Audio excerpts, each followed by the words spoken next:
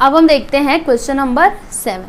तो देखिए question number 7 में क्या दिया है, find correlation coefficient from the following data. देखिए ये जो डेटा दिया है ना, आपको इसका क्या निकालना है, कोरिलेशन कोएफिशिएंट निकालना है। और इसमें √3 इज इक्वल टू क्या दिया है, 1.732 दिया हुआ है। तो कोरिलेशन कोएफिशिएंट फाइंड आउट करने के लिए सबसे पहले हमें ये टेबल ड्रॉ करना होगा। तो देखिए इस टेबल में यहाँ पर आ जाएगा x, यहाँ पर आएगा y, यहाँ पर क्या आएगा x², यहाँ पर y² और यहाँ पर x इंटू y। अब x के वैल्यूज़ को हम लिख लेते हैं 3, 6, 2, 9 और 5। फिर यहाँ पर y के वैल्यूज़ को लिख लेते हैं 4, 5, 8, 6, 7। उसके बाद x² मतलब देखिए 3 का स्क्वायर कितना हो जाएगा 9, फिर 6 का स्क्वायर 36, 2 का स्क्वायर 4, 9 का स्क्वायर कितना हो जाएगा 81, 9 9 से 81 होता है, 5 का स्क्वायर 25। फिर यहाँ पर y², तो देखिए 4 का स्क्वायर 16, 5 का स्क्वायर 25, 8 का 64 और 6 का 36, 7 का 49। अब x इंटू वाई मतलब x और y का मल्टीप्लिकेशन, तो 3 4 12 होता है। फिर उसके बाद 6 5 30, फिर 2 8 16, 9 6 54 और 5 7 35। इतना हमने कर दिया। उसके बाद हम टोटल निकालेंगे। तो देखिए टोटल यहाँ पर फाइंड कर लेते हैं।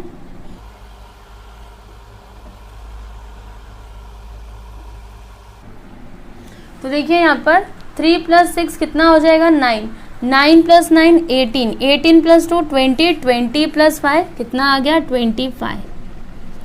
फिर यहाँ पर 4 + 5 9, 9 + 8 कितना हो जाएगा 17, 17 + 6, 17 + 6 कितना होगा 23, 23 + 7 कितना हो जाएगा 30।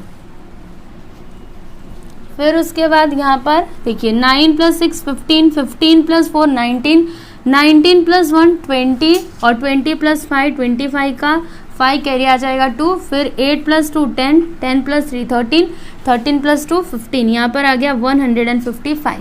फिर उसके बाद 6 + 5 क्या हो जाएगा 11, 11 + 4 कितना होगा 15, 15 + 6 21, 21 + 9 30 का 0 कैरी आ जाएगा 3। फिर 1 + 2 3, 3 + 6 9, 9 + 3 12, 12 + 4 कितना हो जाएगा 16 + 3 19, यहाँ पर आ गया 190। उसके बाद 2 + 6 कितना हो जाएगा 8, 8 + 4 12, 12 + 5 कितना हो जाएगा 17 का 7 कैरी आ जाएगा 1। फिर 1 + 3 4, 4 + 1 5, 5 + 5 कितना होगा 10, 10 + 3 13, 13 + 1 14, यहाँ पर आ गया 147। अब यहाँ पर हम लिखते हैं फ्रॉम द टेबल।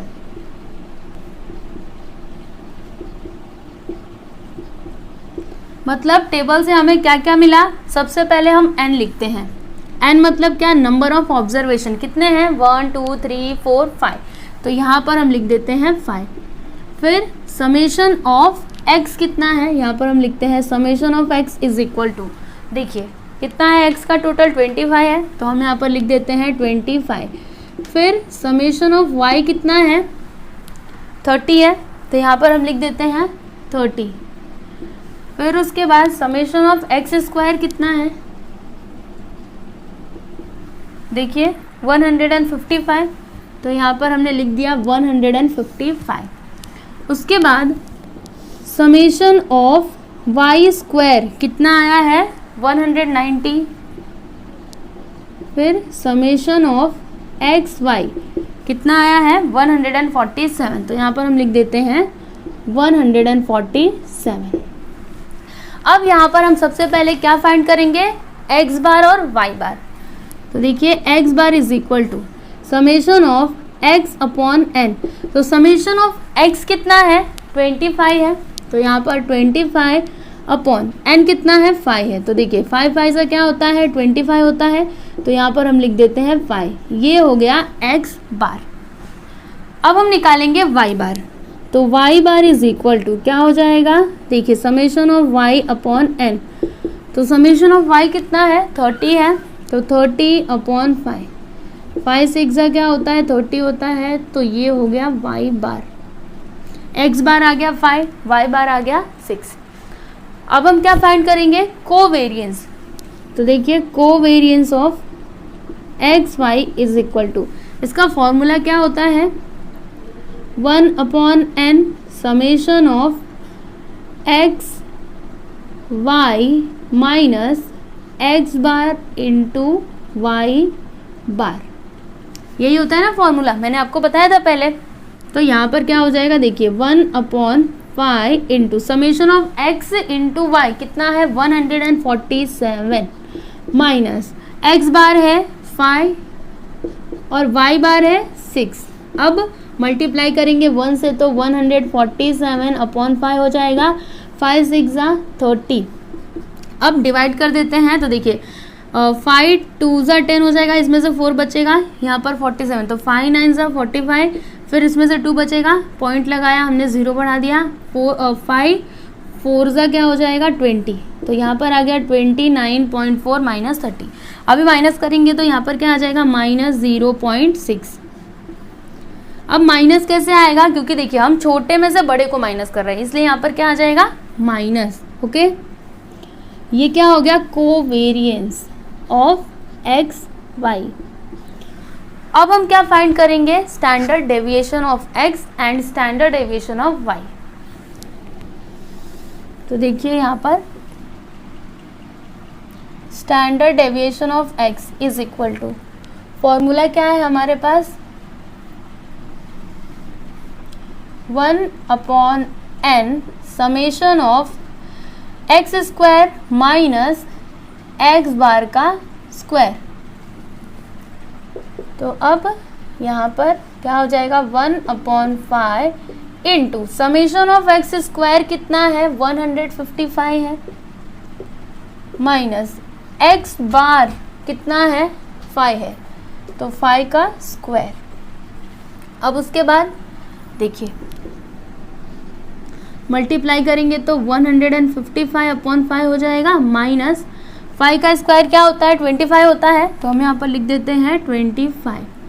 अभी इसको क्या करते हैं 5 से ना कट करते हैं, तो कितना आएगा, देखिए 5 3 जा 15, फिर 5 1 जा 5 हो जाएगा, मतलब 31 माइनस क्या हो जाएगा यहाँ पर 25, तो 31 माइनस 25 करेंगे तो क्या आएगा यहाँ पर 6। देखिए रूट में आ गया 6। ये हो गया स्टैंडर्ड डेविएशन ऑफ x।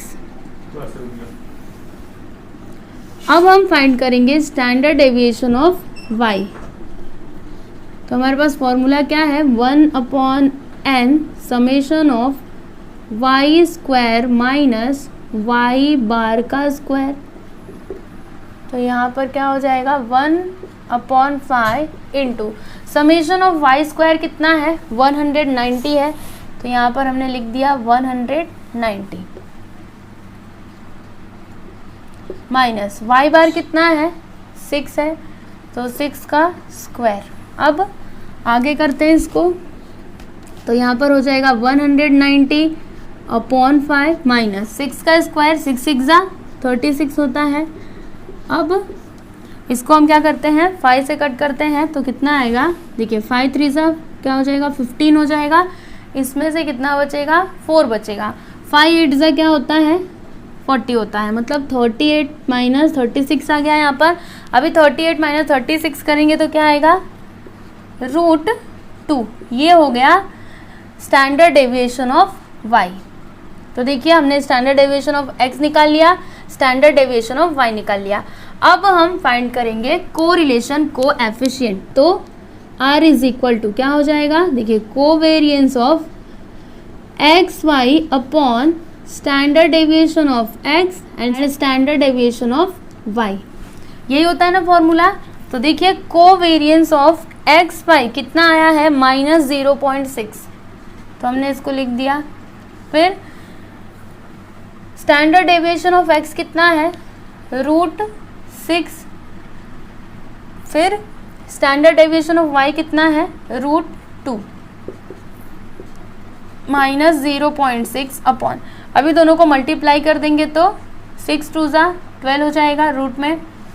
अभी देखिए यहाँ पर माइनस 0.6 अपॉन, ये जो 12 है इसको हम ऐसे लिख सकते हैं 4 × 3, अब माइनस 0.6 अपॉन 4 को जब रूट के बाहर निकालेंगे तो क्या हो जाएगा, 2 हो जाएगा, तो यहाँ पर 2 और रूट में 3। इतना समझ गए आप। अब देखिए ये जो 0.6 है ना, इसको हम 2 से कैंसिल कर सकते हैं। देखिए 2 1 ज़ा 2, 2 3 ज़ा 6, मतलब यहाँ पर क्या बचेगा, माइनस 0.3 और √3। अब √3 का वैल्यू देखिए यहाँ पर क्या दिया है, 1.732, तो हम यहाँ पर लिख देते हैं 1.732, ठीक है। उसके बाद अब हम क्या करते हैं, पॉइंट को हटाते हैं। तो अगर हम ऊपर से पॉइंट हटाएंगे तो नीचे 0 लगाएंगे, नीचे से पॉइंट हटाएंगे तो ऊपर 0 लगाएंगे। तो देखिए यहाँ पर कैसे होगा ये, चलिए यहाँ पर क्या है, -3 हम लिखते हैं। क्यों लिख रहे हैं, क्योंकि हम क्या कर रहे हैं, इस पॉइंट को हटा रहे हैं, ठीक है। तो देखिए अगर हम इसमें से पॉइंट को हटाते हैं तो कितना 0 आ जाएगा, यहाँ पर 1 2 3 0 आ जाएगा। क्यों, क्योंकि पॉइंट के बाद कितने डिजिट हैं, 3 डिजिट्स हैं। उसके बाद यहाँ पर देखिए 1732, यहाँ पर आ जाएगा 0। क्यों, क्योंकि हमने क्या किया, इस पॉइंट को हटा दिया, और इस पॉइंट के बाद कितना डिजिट है, एक ही डिजिट है ना, तो यहाँ पे एक ही 0 आएगा, ठीक है। अब यहाँ पर 0 से 0 कैंसिल, जो कुछ भी बचा है उसको हम यहाँ पर लिख लेते हैं, -300 अपॉन 1732। इतना आपको समझ में आ गया। अभी देखिए हम क्या करते हैं, इन दोनों को ना 4 से कैंसिल कर सकते हैं। तो देखिए 4 7 ज़ा क्या होता है, 28 होता है, इसमें से कितना बचेगा, 2 बचेगा। 4 5 ज़ा क्या होता है, 20 होता है, यहाँ पर आ गया 75। फिर देखिए यहाँ पर 4 4 ज़ा 16, इसमें से 1 बचेगा तो 13 हो जाएगा। 4 3 ज़ा 12, फिर इसमें से 1 बचेगा, 4 3 ज़ा 12, मतलब यहाँ पर क्या आ गया, देखिए -75 अपॉन 433। इतना हमने कर लिया। अब हम क्या करते हैं, डिवाइड कर देते हैं। तो देखिए यहाँ पर मैं डिवाइड कर रही हूँ, क्या है 75, यहाँ पर 433। तो हम क्या करते हैं, देखिए पॉइंट हम लगा देते हैं और 0 को बढ़ा देते हैं। देखिए यहाँ पर हमने पॉइंट लगा दिया, 0 बढ़ा दिया। अब ये कितने टाइम में जाएगा, 2 टाइम में तो जाने से रहा, 1 टाइम में ही जाएगा। तो कितना आ जाएगा यहाँ पर 433, माइनस करते हैं, 10 - 3 करेंगे तो 7, 4 - 3 करेंगे तो 1, और यहाँ पर 7 - 4 करेंगे तो 3।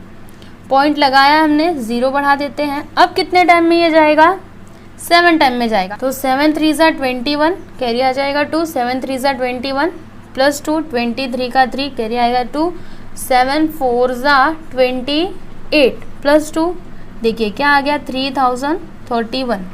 माइनस करेंगे तो यहाँ पर 9, फिर यहाँ पर क्या आएगा 6 - 3 करेंगे तो 3, और यहाँ पर 1, यहाँ पर 0। पॉइंट लगाया हमने, 0 बढ़ा देते हैं। अब उसके बाद ये कितने टाइम में जाएगा, 3 टाइम में। तो 3 3 ज़ा 9, फिर 3 3 ज़ा 9, 3 4 ज़ा 12। माइनस करेंगे तो यहाँ पर 1, फिर यहाँ पर 8 हो जाएगा। तो 18 - 9 करेंगे तो कितना आएगा 9, 2 - 2 करेंगे तो 0, यहाँ पर 0। अभी हमने पॉइंट लगाया है, एक 0 बढ़ा देते हैं, यहाँ पर हो गया 910। अभी ये कितने टाइम में जाएगा, 2 टाइम में। तो 2 3 ज़ा 6, 2 3 ज़ा 6, 2 4 ज़ा 8। माइनस करेंगे तो देखिए 10 - 6 करेंगे तो क्या आ जाएगा, यहाँ पर 4 आ जाएगा। आपको नीचे नहीं दिखेगा इसलिए मैं यहाँ पर लिख रही हूँ, ठीक है। फिर 10 - 6 करेंगे तो 4 आएगा। उसके बाद यहाँ पर 0 हो जाएगा, तो 10 - 6 करेंगे तो फिर से यहाँ पर 4 आ जाएगा। फिर 8 - 8 करेंगे तो 0, यहाँ पर 0, मतलब क्या आया 44 आया। फिर अगर हम चाहें तो 0 बढ़ा करके इसको सॉल्व कर सकते हैं। तो फिर से ये 1 टाइम में ही जाएगा, मतलब 0.1732 आने के बाद फिर से 1 आ रहा है, फिर ऐसे करके वो आगे बढ़ता जाएगा। तो हम क्या करते हैं, यहीं पे रुक जाते हैं और इसका आंसर ये जो आया है ना उसको लिख लेते हैं, ठीक है। तो देखिए इसका आंसर क्या हो जाएगा, यहाँ पर मैं लिख रही हूँ r इज इक्वल टू -0.1732। ठीक है, तो देख सकते हैं आप यहाँ पर हमने क्वेश्चन नंबर 7 कंप्लीट कर लिया है। इसको मैं रफ कर देती हूँ, अगर आपको ये चाहिए तो आप इसका स्क्रीनशॉट ले सकते हैं।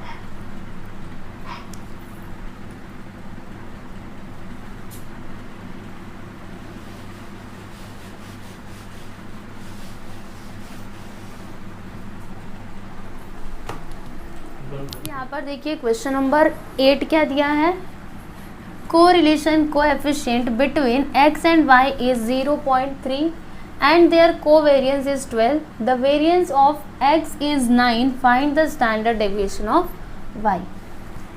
तो यहाँ पर जो कुछ भी दिया है उसको हम पहले लिख लेते हैं। क्या दिया है, correlation coefficient between x and y is 0.3, मतलब यहाँ पर r दिया है कितना 0.3, फिर एंड देयर कोवेरियंस इज 12, और यहाँ पे कोवेरियंस भी दिया है कितना 12। उसके बाद यहाँ पर द वेरिएंस ऑफ x कितना दिया है, variance of x is equal to 9 है, तो इसका मतलब स्टैंडर्ड डेविएशन लिखेंगे हम यहाँ पर और फिर इसका स्क्वायर कर देंगे। ठीक है, तो standard deviation of x is equal to, ये स्क्वायर यहाँ पर आ जाएगा तो 9 रूट में हो जाएगा, 9 को रूट के बाहर निकालेंगे तो 3, मतलब स्टैंडर्ड डेविएशन ऑफ, यहाँ पर मैं लिख रही हूँ स्टैंडर्ड डेविएशन ऑफ x कितना आया 3। तो आपको क्या फाइंड करना है, स्टैंडर्ड डेविएशन ऑफ y। ठीक है, ये आपको फाइंड करना है। तो हमारे पास कोरिलेशन का फॉर्मूला क्या है, r is equal to covariance of x y upon standard deviation of x standard deviation of y। अब उसके बाद r कितना है, देखिए 0.3 है, तो यहाँ पर 0.3 लिख दिया। कोवेरियंस ऑफ एक्स वाई कितना है 12, स्टैंडर्ड डेविएशन ऑफ x है 3, और यहाँ पर स्टैंडर्ड डेविएशन ऑफ y। अब देखिए 3 1 ज़ा 3, 3 4 ज़ा 12, कितना आ गया यहाँ पर 0.3 is equal to 4 upon standard deviation of y। अब हम क्या करते हैं, इस 0.3 को इधर लेकर के आते हैं और इसको, ये जो स्टैंडर्ड डेविएशन ऑफ y है ना, इसको हम इधर लेकर के आते हैं, तो यहाँ पर हो जाएगा standard deviation of y is equal to 4 upon 0.3। ठीक है, अब हम क्या करते हैं, इस पॉइंट को हटाते हैं, तो जब हम यहाँ से पॉइंट हटाएंगे तो यहाँ पर 0 बढ़ जाएगा, है ना, तो हम यहाँ पर लिखते हैं, देखिए 40/3। समझ में आया आपको? देखिए हमने क्या किया, इस पॉइंट को हटाया, यहाँ पर 0 बढ़ा दिया। अब इसको हम डिवाइड करते हैं तो कितने टाइम में जाएगा ये, 3 1 ज़ा 3, इसमें से 1 बचेगा 10 हो जाएगा, फिर 3 3 ज़ा 9, फिर 1 बचेगा, पॉइंट लगाएंगे 0 बढ़ाएंगे, फिर 3 3 ज़ा 9, उसके बाद फिर से 1 आएगा, फिर 3 3 ज़ा 9, मतलब 13.33 करके ये आते ही रहेगा। तो यहाँ पर हम लास्ट में इसका आंसर लिख देते हैं, therefore standard deviation of y is equal to 13.33। तो देखिए जो आपसे क्वेश्चन में बोला था फाइंड करने के लिए, वो हमने यहाँ पर फाइंड आउट कर लिया। क्या बोला था, find the standard deviation of y, तो देखिए standard deviation of y is equal to क्या आ गया 13.33। तो यहाँ पर एक्सरसाइज 5.1 कंप्लीट होता है। आई होप कि आपको सभी क्वेश्चन समझ में आए होंगे। तो आपको हमारे की वीडियो कैसा लगा प्लीज़ हमें कमेंट करके जरूर बताइएगा, और अगर आपको हमारे की वीडियो अच्छा लगा तो आप प्लीज़ हमारे वीडियो को लाइक कीजिएगा, शेयर कीजिएगा, और अगर आप हमारे चैनल पर नए हैं तो हमारे चैनल को सब्सक्राइब कीजिएगा। Thank you.